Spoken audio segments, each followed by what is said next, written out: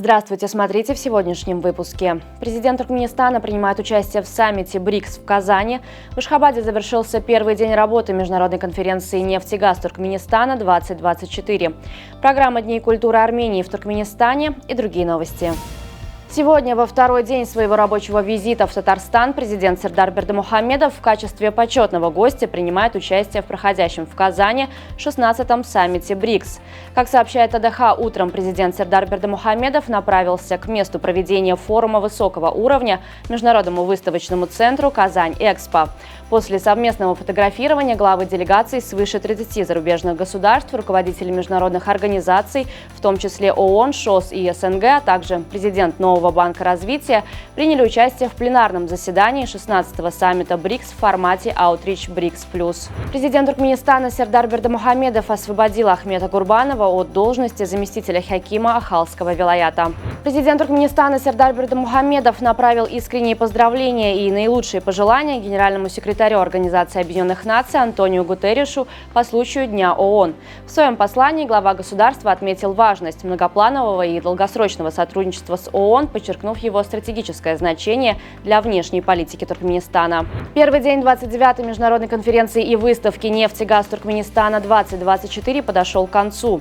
Форум объединил сотни участников, в том числе представителей иностранных компаний, крупных международных организаций и банков. Некоторые из них присоединились к дискуссиям по цифровой системе.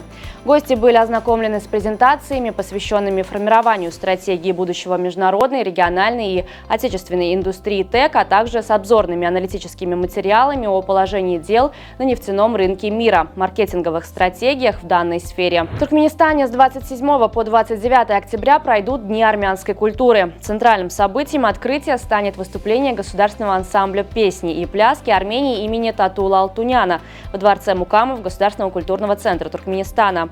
На площадках кинотеатра Ашхабад и киноконцертного центра Ватан туркменские зрители увидят армянские фильмы, среди которых картина «Айрик» с легендарным Фрунзиком Мукартачаном в главной роли. Отдельное внимание в программе уделено и армянской анимации. Завершится культурная программа 29 октября совместным концертом мастеров искусств Туркменистана и Армении. Делегация Меджлиса Туркменистана совершает рабочий визит в Турцию. Центральным событием стало заседание туркмено-турецкой межпарламентской группы дружбы. В ходе визита туркменские парламентарии провели ряд важных встреч с турецкими коллегами. Особое внимание было уделено развитию парламентской дипломатии между странами. Простое упражнение на равновесие может стать эффективным инструментом в борьбе с возрастными изменениями организма. К такому выводу пришли американские специалисты в ходе исследования. В эксперименте приняли участие 40 здоровых добровольцев старше 50 лет. Ученые оценивали различные физические показатели, включая походку, силу хвата и мышц колена, а также способность удерживать равновесие.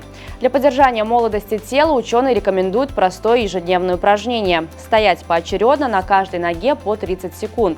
Это занимает минимум времени и не требует специального оборудования, но может значительно замедлить процессы старения. Татарстан подготовил масштабное угощение для участников саммита БРИКС. 130 килограммов национального лакомства чак-чака было изготовлено специально для встречи иностранных делегаций.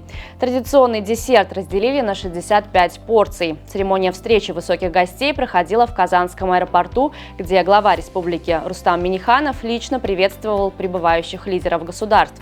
Следуя многовековым традициям гостеприимства, гостям предлагали отведать не только татарский чак-чак, но и русский каравай.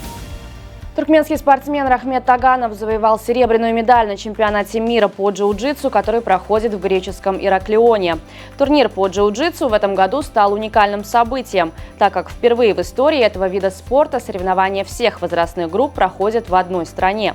В чемпионате принимают участие 3500 спортсменов из 67 стран. Сборная Туркменистана по футболу среди юношей до 17 лет уступила команде Таиланда в первом туре отборочного этапа Кубка Азии 2025. Встреча прошла в городе Чонбури и завершилась в пользу хозяев поля со счетом 2-0. Напомним, под руководством главного тренера Ахмета Алабердыева юношеская сборная Туркменистана выступает в группе D, куда также попали команды Индии и Брунея. В следующем туре сборная Туркменистана 25 октября встретится с командой Индии. На сегодня это все. Желаю вам хорошего завершения дня. Увидимся завтра. И не забывайте, что Туркменпортал – ваш самый надежный источник новостей.